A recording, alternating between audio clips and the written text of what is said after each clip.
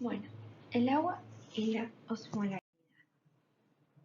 El agua es el componente más abundante en la mayor parte de los seres vivos. Representa la fase continua de los organismos y es el medio en el cual se llevan a cabo las reacciones bioquímicas.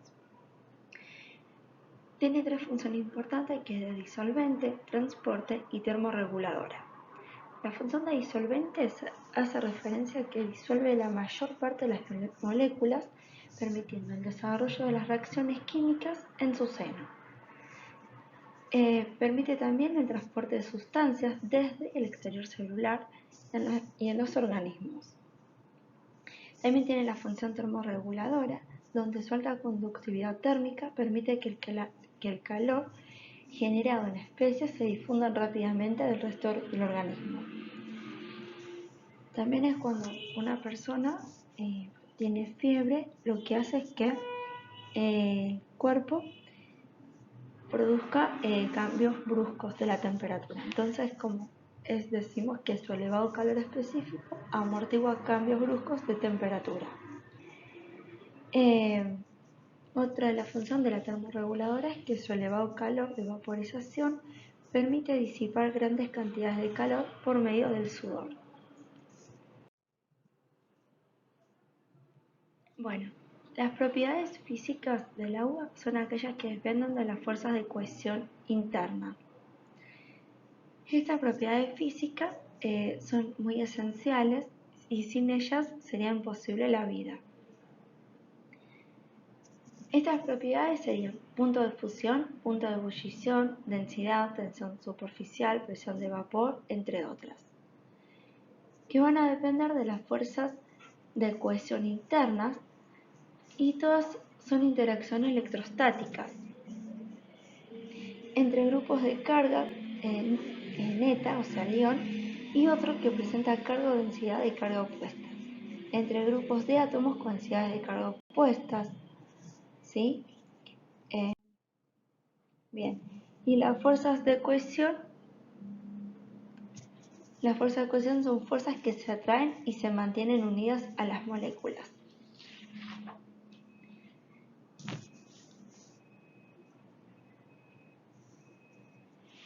El agua, ¿sí?, es una configuración tetraédrica de los enlaces débiles.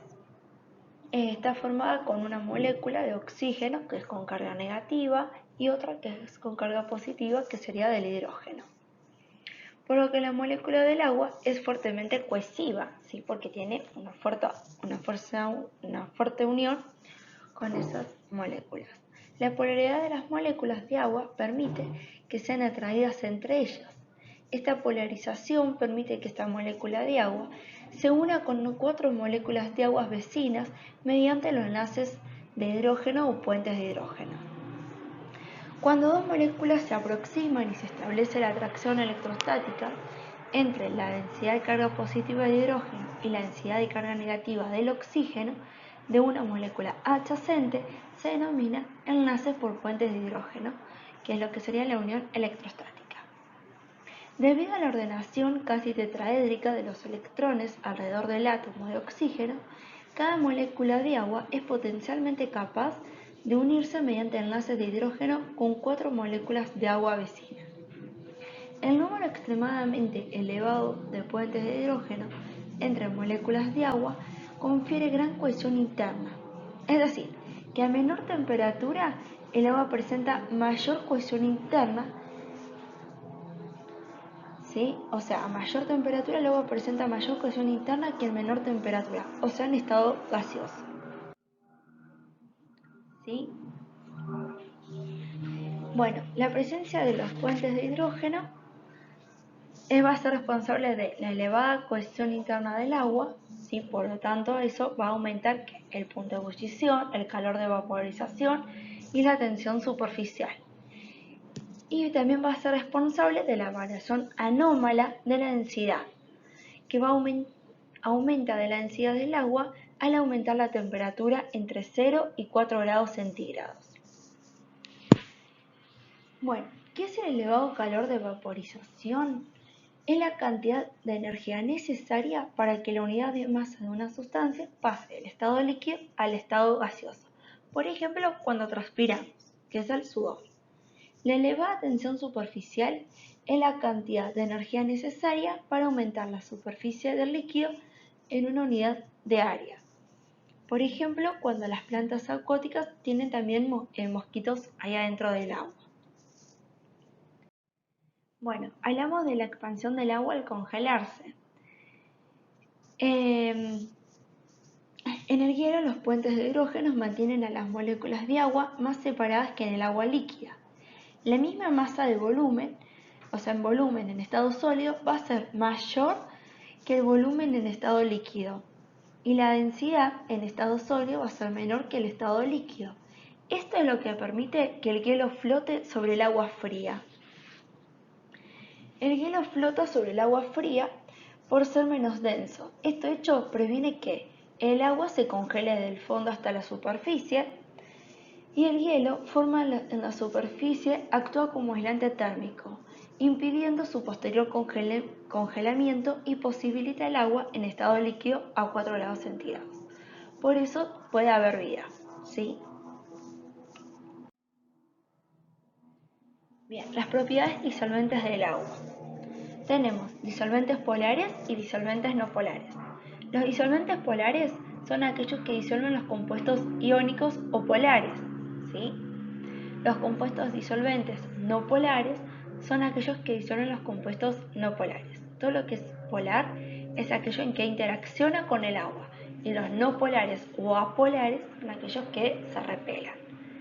Bien, los compuestos polares no iónicos presentan grupos funcionales polares como hidroxilos y carbonilos, forman puentes de hidrógenos con el agua y se disuelven en agua con facilidad.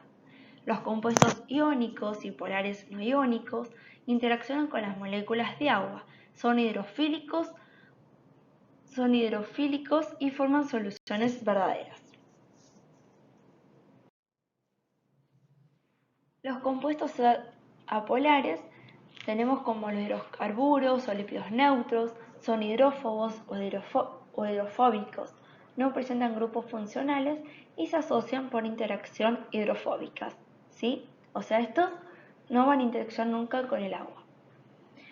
Los compuestos anfipáticos tenemos los fosfolípidos, ácidos grasos o sales de ácidos grasos. Son sustancias anfipáticas, ¿sí? Y se asocian en la superficie acuosa formando una monocapa, ¿sí? Y en el seno del agua formando lo que es una bicapa, micelas y liposomas, ¿sí? Una bicapa es lo que conocemos como la bicapa de la membrana plasmática, ¿sí? Que está formada por una capa de lípidos, ¿sí? Así. Que tenemos la cabeza del lípido,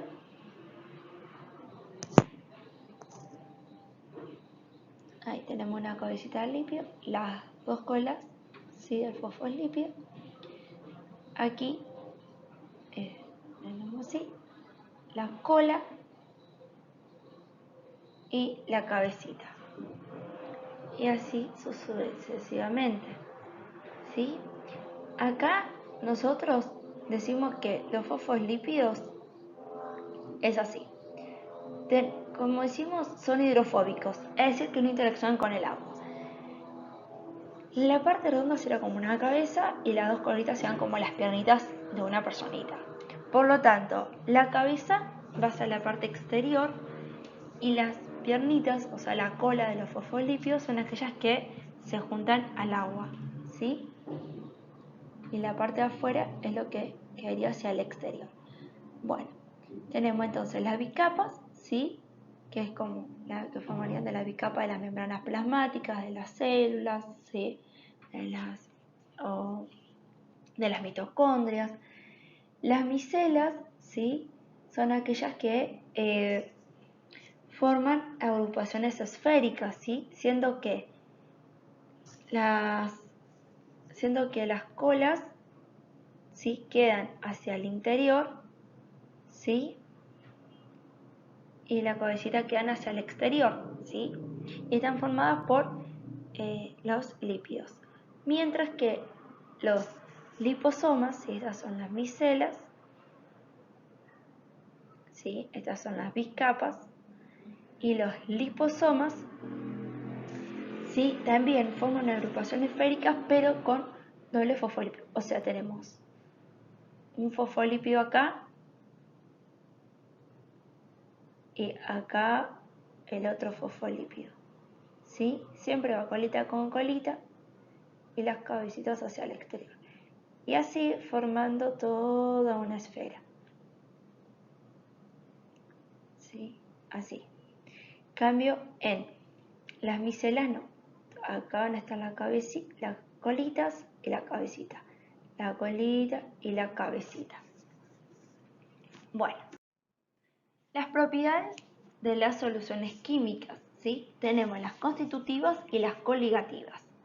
Las constitutivas son aquellas las que abarcan la densidad, viscosidad, conductividad eléctrica, mientras que las coligativas son aquellas que presentan menor presión de vapor, mayor punto de ebullición, menor punto de fusión y presión osmótica. Las coligativas dependen solamente de la concentración de la partícula del soluto y no de su naturaleza. ¿Sí? Bien. Después hablamos de la densidad de la presión del vapor, ¿sí? El descenso de la presión del vapor. Es cuando aumenta el punto de ebullición y disminuye el punto de congelación. ¿Qué pasa cuando aumenta el punto de ebullición? Bueno, la temperatura a la cual la presión de vapor de un líquido se iguala a la presión de la atmósfera. ¿Sí? Por ejemplo, cuando, no sé, vamos a cocinar algo, vamos a hervir agua para los fideos, es un claro ejemplo. La disminución punto de congelación, ¿sí? O sea, ¿qué pasa ahí cuando nosotros servimos el agua para los fideos? Nosotros hervimos el agua y va a llegar a un punto de que eso se va a empezar a evaporar y va a llegar como un equilibrio de las dos temperaturas, ¿sí? Se van a igualar. La disminución del punto de congelación, lo que pasa es que la temperatura en la cual la presión del vapor del líquido coincide con la presión del vapor de solución. Es decir, el líquido se convierte en sólido.